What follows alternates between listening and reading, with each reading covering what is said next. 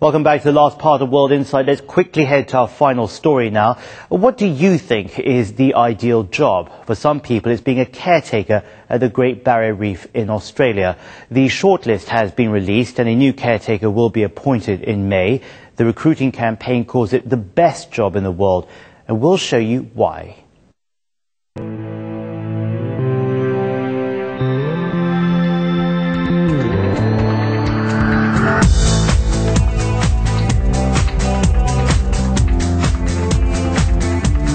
Lazing around the most beautiful tropical island in the world, living in an oceanfront villa, snorkeling, diving, sailing, and island hopping, blogging every day and weekly video updates, and a top salary of $100,000 for 6 months.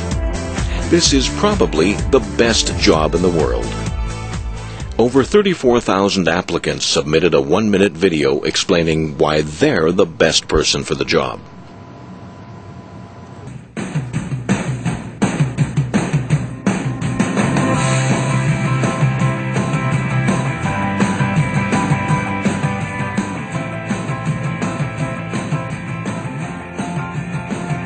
We have had an absolutely overwhelming response to this. It went live today and everyone is talking about it. Our website has gone absolutely crazy and we've had something like 33 visits per second. So I think people are enjoying this. On April 4th, the shortlist of 16 names was released. 15 were chosen by Tourism Queensland, and 1 wildcard applicant was chosen by popular vote through the internet. The 16 candidates represent 15 different countries and regions around the world. 2 are Chinese, 1 each from the mainland and Taiwan. Remember, click for Claire every single day. Please. You want to broadcast the beauty of the Great Barrier Reef in English and at the same time reach out to over 1 billion Chinese speakers around the world? I'm your girl. Claire Wang, an interpreter from Taiwan, initially submitted her video just for fun. Script was just finished in one night. I couldn't sleep, and too many ideas were in my mind.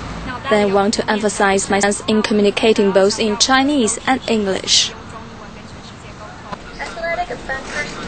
Claire received more than 150,000 online votes, almost 3 times that of her nearest competitor, to become the only wildcard candidate. The other Chinese candidate, 30-year-old manager Yi Yao from the mainland, has a more solid foundation in environmental protection. He's a big fan of diving and shark protection.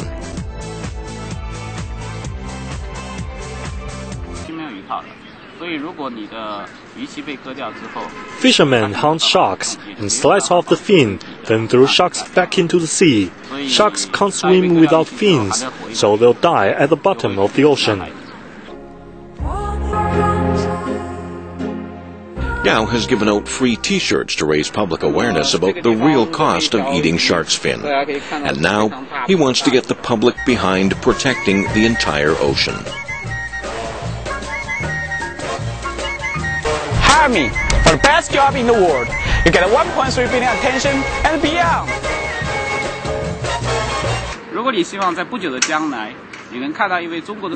If you want to see a Chinese caretaker in the Great Barrier Reef, and if you want the Chinese sea area to become cleaner and more beautiful, then vote for me.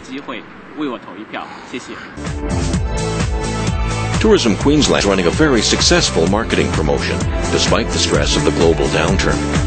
But there's a serious side to the fun. No matter who the lucky winner is, this is still a real job.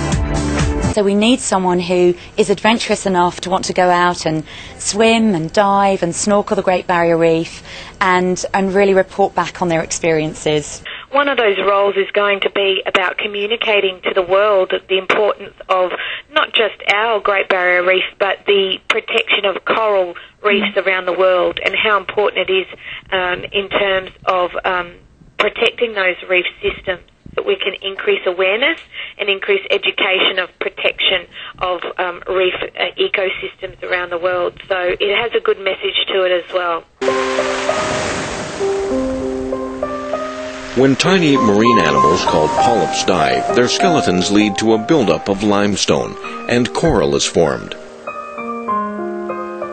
These giant graveyards become structures like the world-famous Great Barrier Reef off the eastern coast of Australia. It's home to thousands of species, from sharks to seaweed. But the marvelous ecosystem is now in danger.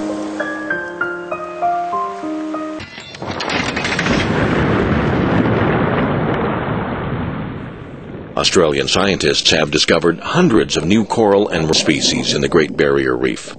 Some 2/3 of the species are bristleworms, which are a threat to coral reefs. Some reefs have been smothered to death by algae.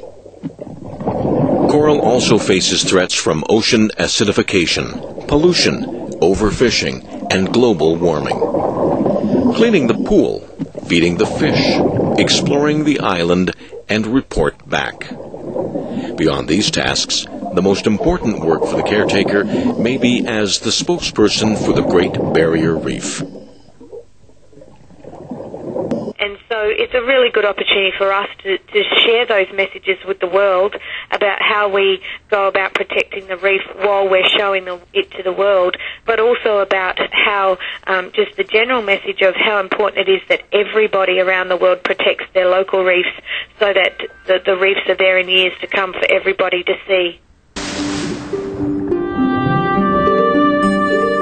Known as the tropical forests of the ocean, coral reefs are home to a rich diversity of animals and plants. It's up to us to make sure it stays that way. And that's the message the caretaker in Paradise wants to send from the depths of the ocean.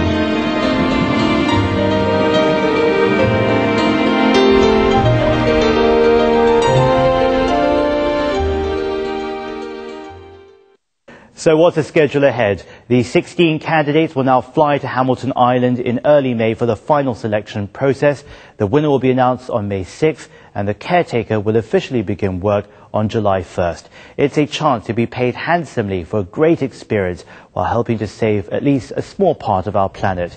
That's how we end this program, but keep sending in those emails at worldinsight@cctv.com.